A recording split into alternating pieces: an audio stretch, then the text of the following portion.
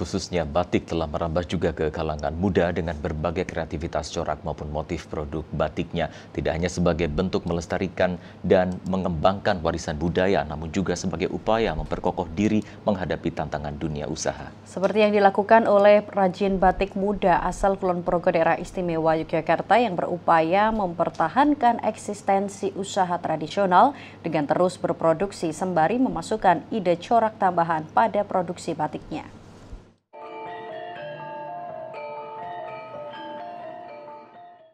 Dalam perkembangan dunia fashion saat ini, busana batik semakin diminati oleh kalangan muda, baik sebagai busana dipakai untuk acara-acara tertentu maupun sebagai busana untuk aktivitas harian. Hal ini menjadi tren positif yang bisa ditangkap oleh para perajin batik karena menjadi peluang dan terbukanya pangsa pasar produksi batik.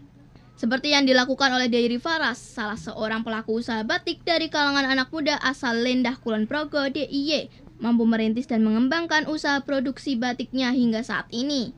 Usaha yang dimulainya sejak tahun 2006 sejak masih kuliah hingga kini bisa bertahan dan berkembang lebih besar. Bahkan juga telah membuka gerai batik di sejumlah tempat yang salah satunya berada di Ringin Harjo, Bantul. Menurut Dairi Faras, dalam mengembangkan usaha batiknya, ia harus mampu mengikuti tren pasar, di mana yang sedang banyak diminati saat ini adalah batik bercorak kombinasi dan kontemporer. Membidik selera pasar kalangan muda dan milenial, maka batik produksinya dipilih yang bernuansa cerah dengan kombinasi pilihan warna. Batik kontemporer dibuat tetap melalui teknik batik tulis dengan motif sesuai kreativitas perajin. Sementara batik kombinasi merupakan perpaduan antara batik tulis dan batik cap dengan motif beragam. Saya sejak masih kuliah memang sudah terjun ke ini. Tapi kan setelah lulus saya lebih fokus lagi. Apa yang menarik Mas dari bisnis batik? Yang menarik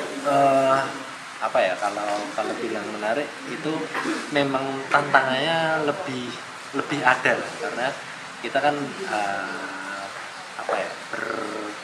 berpapasan ataupun bisa disebut perang dengan printing ya. Perang dengan printing itu memang ada tantangan tersendiri di situ.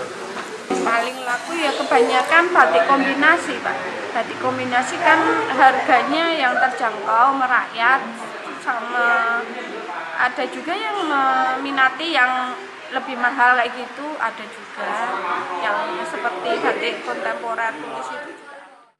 Sempat mengalami stagnan akibat COVID-19, usaha batik yang dirintis Dairi Faras kini telah bangkit dan berkembang kembali, bahkan pangsa pasarnya mampu diperluas. Selain dipasarkan secara offline melalui gerai-gerai batiknya, juga dipasarkan melalui online. Pasar di kota-kota di luar Jawa juga telah menggeliat seperti di Kalimantan, Sulawesi, dan Papua. Batik kombinasi dan kontemporer banyak diminati lantaran harga lebih merakyat di kisaran 100.000 hingga 250.000 per potong kain batik. Untuk mempersiapkan permintaan pasar di hari menjelang Lebaran tahun ini yang diperkirakan permintaannya melonjak, selain menambah stok juga telah menyiapkan motif-motif batik tertentu.